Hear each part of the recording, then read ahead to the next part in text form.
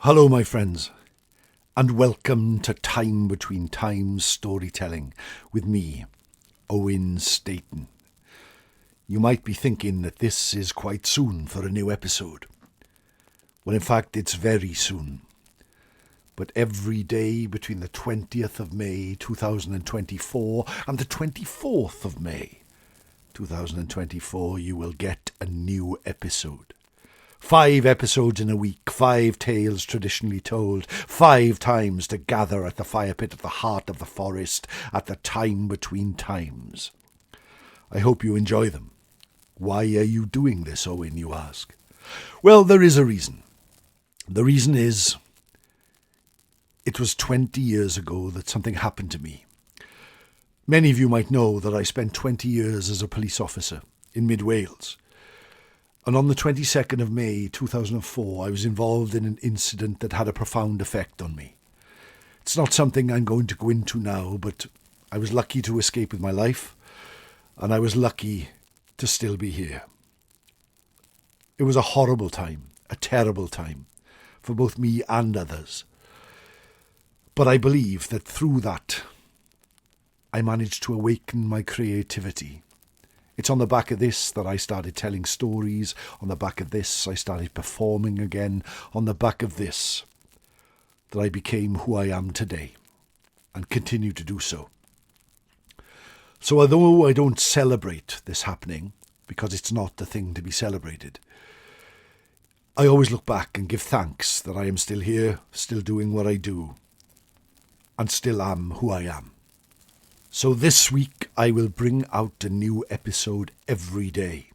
And what I ask of you, if you have a little bit of kindness, is that you donate something small to my Just Giving page, which will be in the show notes here, which will be in the tweet that accompanies this, which will be on Facebook and Instagram. Because I am going to raise money for the Police Rehabilitation Centre at Flint House in Goring on Thames. A place that means a lot to me, a place I've been, a place I still think about, and a place which offers so much to people going through so bad times. So if you would consider a small donation, it would make this worthwhile for me and give you something extra to listen to as well. I thank you so much for joining me here at the fire pit at the heart of the forest. And I have some nice tales.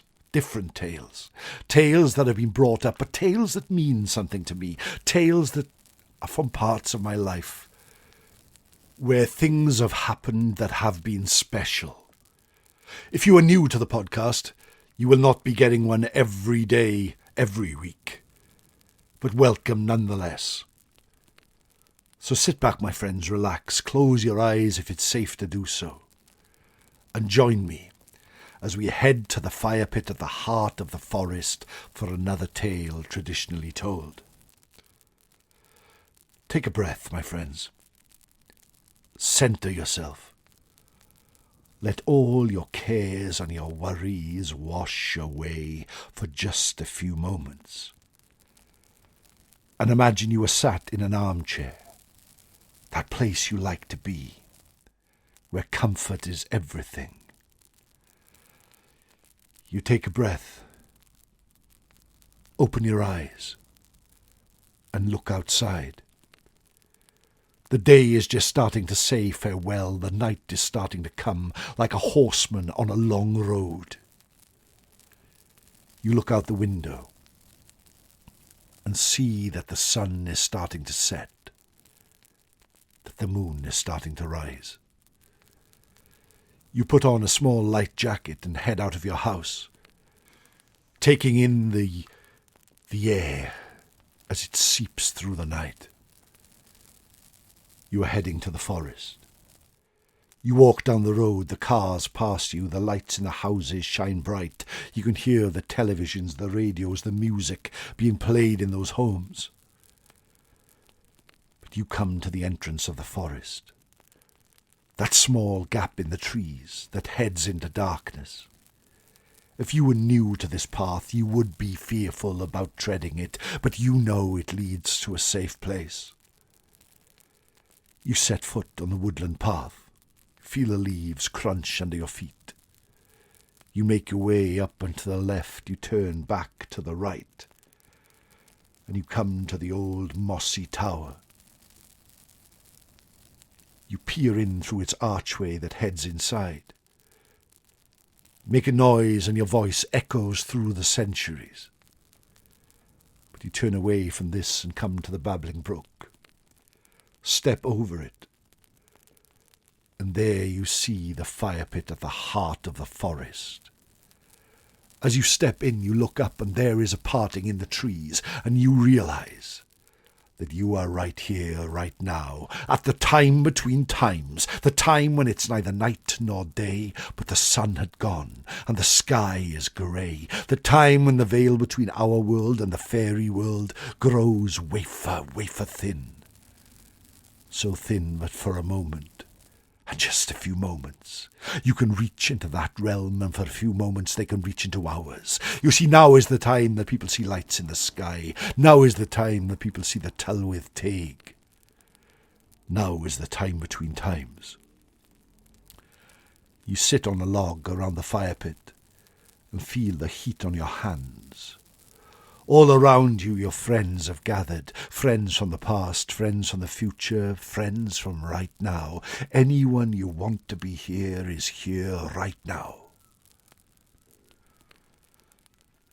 You think back about a time in your life where you were happy.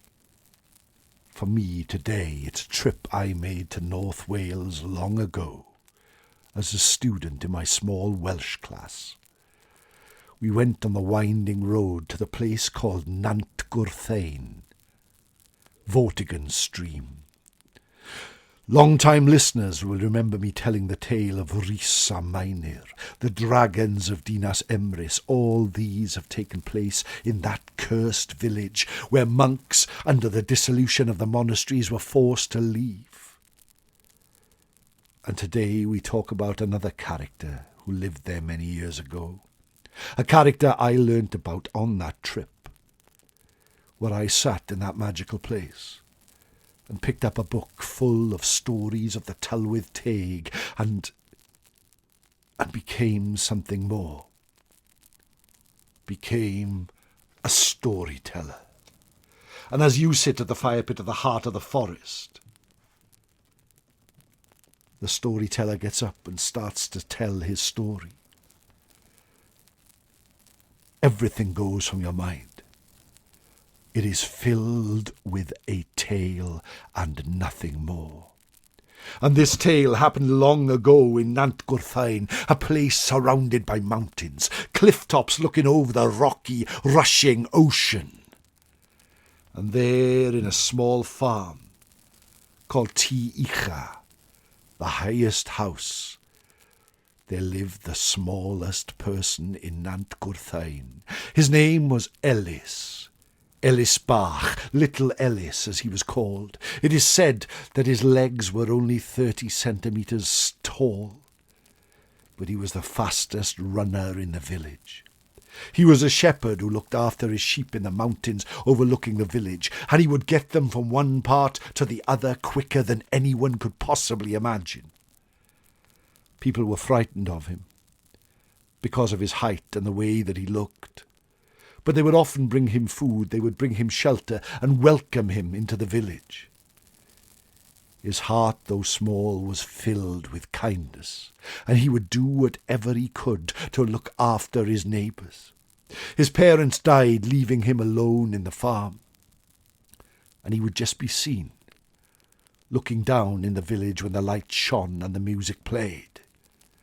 An outsider who was also an insider. But our story took place many years ago. You see, the people of Nant Gwrthauyn lived there out on their own on the rough coastline of North Wales. They would go for weeks without seeing any strangers. They would live from wool, they would live from their farming, they would live from fishing and their sheep. And the selling of them was how they made their money. But one winter the sheep started to disappear. One winter their numbers grew less. One winter the people feared that the spring would come and there would be no new lambs. It seemed there were a group of thieves in the area. Thieves taking the sheep from the field, taking them to Conwy to be sold far away.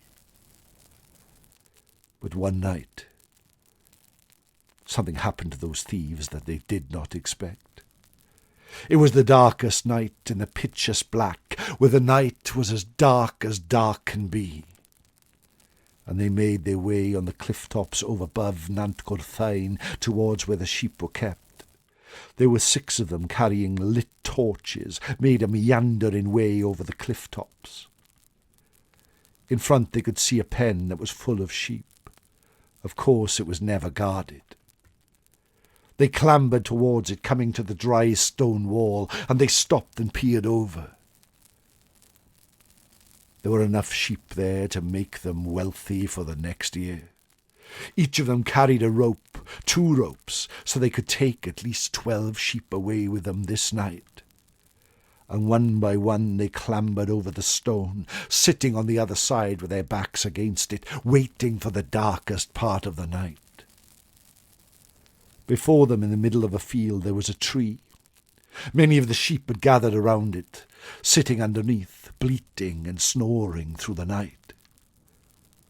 The thieves watched, getting ready to strike, when the upper branches of the tree started to move. Each of them looked up. It was almost silhouetted against the moon, as if some spiritual magic was happening. And then they saw a small figure creep down from the tree and stand amongst the sheep. Shocked, they stood up and looked. And then the figure lifted its arms and started to speak in a language as old as the mountain and as capricious as the sea. Paid a dod yma, paid a bod yma, cer o'r lle yma, cer o ma nawr. Ni yw'r talwydd teg, ni sy'n byw yn y mynyddoedd hen, yn Nant Gwrthauyn.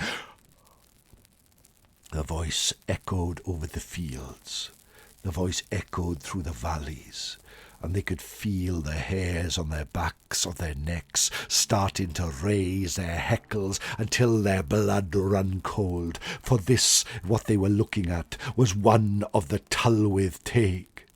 Long pointy ears, a small body, it started to dance and caper amongst the sheep, which then started to rise and rush around. Each of the men stood up, but they were frightened to even look away from this horrible, grotesque figure in the middle of the night. They had heard tales of goblins, heard tales of the Bwbachod, heard tales of the Talwydd Teg, and they knew that they were cursed. As one, they jumped over the wall and prepared to run, but as they did so, and using speed uncounted, the figure was once again in front of them. Cer o ma Nant Gwrthauyn, cer o ma nawr, peidio bod yn y mynyddoedd a ewch I chi.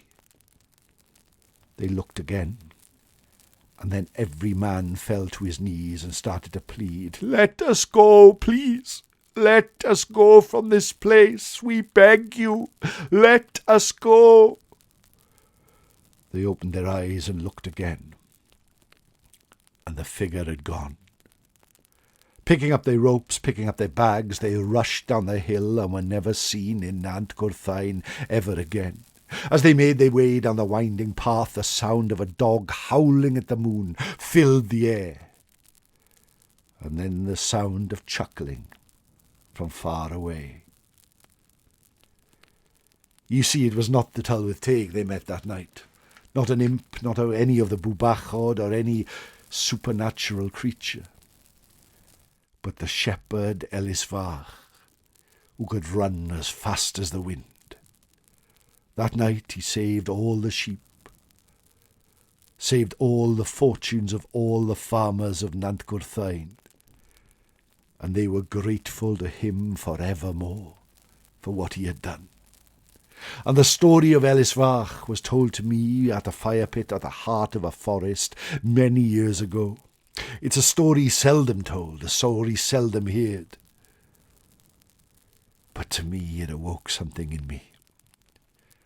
The story of someone doing that many years ago, being told in a traditional way, made me realize the power of storytelling.